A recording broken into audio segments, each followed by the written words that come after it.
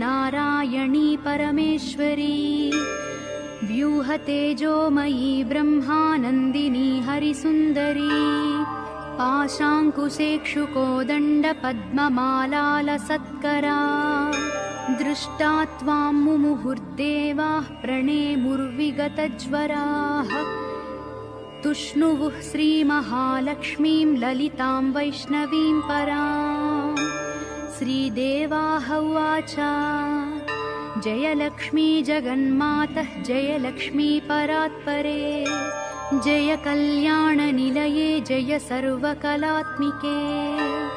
जय ब्राह्मी महालक्ष्मी ब्रह्मात्मिके परात्मिके जय नारायणि शान्ते जय श्रीललिते रमे जय श्रीविजये देवीश्वरि श्रीदे जयर्धिधे